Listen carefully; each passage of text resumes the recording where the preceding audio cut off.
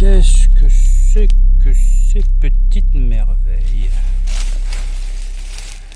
Bonjour à tous. L'hiver, c'est vraiment pas simple de trouver une motivation pour aller plonger. Entre les conditions hivernales, météo et la température de l'eau de mer entre 12 et 13 degrés, faut vraiment avoir envie. Et puis en plus, c'est une période de l'année où il y a des choses pour vous distraire, donc c'est pas simple. Mais c'est pas grave. Néanmoins, l'hiver, il y a aussi de très très belles journées. Regardez celle-ci. Magnifique. Temps clément, mer calme. Donc c'est l'occasion d'en profiter en diminuant son niveau de profondeur pour les plongées, faire des plongées un peu plus simples et plus soft. L'eau, malheureusement, on va pas pouvoir la changer, elle sera toujours très froide. Mais par contre, c'est l'occasion de venir avec nous découvrir le Cap des Mèdes à Porquerolles. Venez, je vous emmène.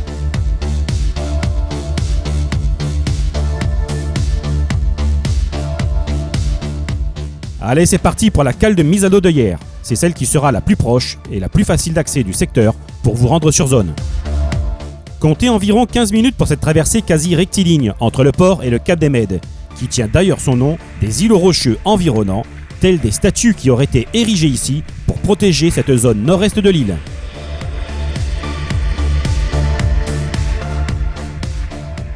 Le site dispose de plusieurs bouées de mouillage bien utiles pour protéger les fonds marins environnants de la pression touristique qu'offre le site. A ce titre, soyez très vigilants en période estivale, car dans ce secteur, la navigation est vraiment très intense, et cela peut être un réel danger pour tout plongeur. Voici un petit parcours non exhaustif qui vous donnera un bel exemple d'une promenade type. En suivant celui-ci, vous aurez une vue globale des lieux, vous faisant ainsi découvrir les principaux centres d'intérêt. En termes d'autonomie, avec un 15 litres, vous avez largement le temps nécessaire de pouvoir effectuer le tour de l'îlot, tout en pouvant flâner entre les blocs rocheux.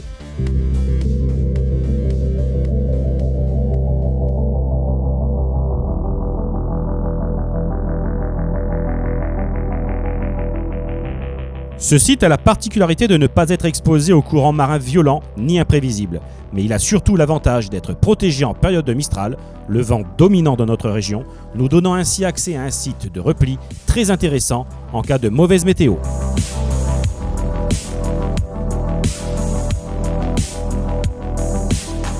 Cette plongée sera parfaitement adaptée pour des initiations ou des plongées de reprise tout en douceur, ou bien, comme c'est le cas dans ce tuto, pour des plongées d'entretien en période hivernale.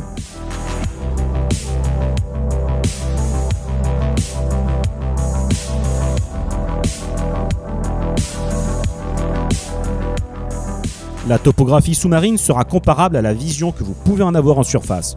Vous retrouverez ainsi de nombreux blocs rocheux éparpillés sur un fond de sable coquillé bordé de prairies de Posidonie.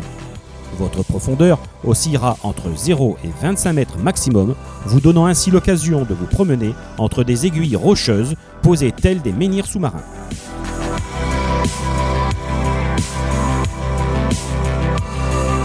Concernant la présence de vie marine, elle est étonnamment abondante sur un site si proche de la côte.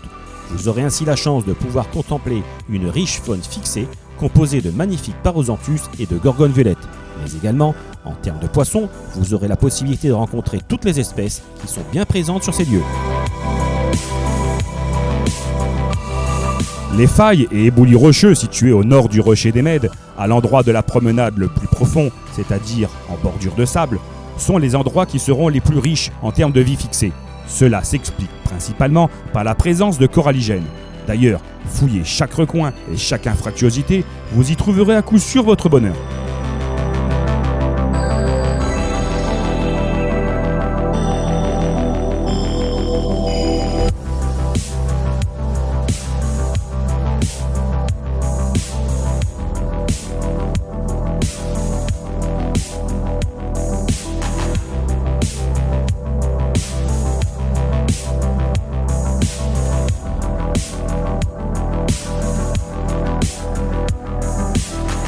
Ce petit passage entre les îlots sera le seul point délicat de votre promenade en cas de forte houle.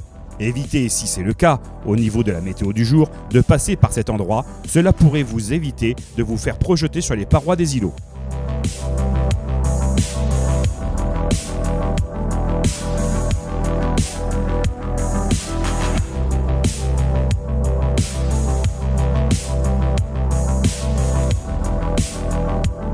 Votre retour se fera par le côté ouest en traversant l'herbier de Posidonie. Ce secteur, peu profond est souvent utilisé par les clubs de plongée pour les baptêmes ainsi que pour les initiations.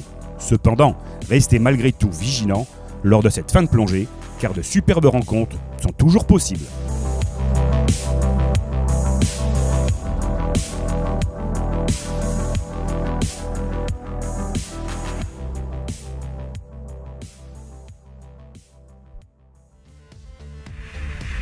En fin de plongée, pensez bien entendu à toujours vous hydrater, même si c'est l'hiver, car votre organisme est soumis à rude épreuve avec ce froid. Un thé bien chaud sera idéal afin de pouvoir vous réchauffer.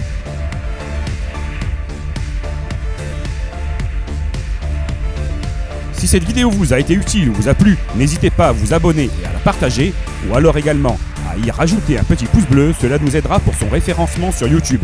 Je vous souhaite à toutes et à tous de belles immersions en suivant notre chaîne Tuto Plongée.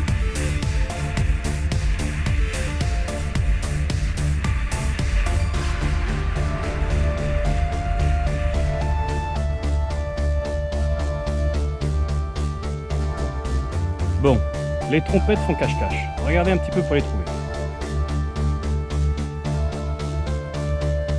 Le bordel. On rentre dans le bordel. Et là, oh, qu'est-ce qu'on trouve? Des jolies petites trompettes. Oh, qu'est-ce que c'est? Des jolies petites trompettes.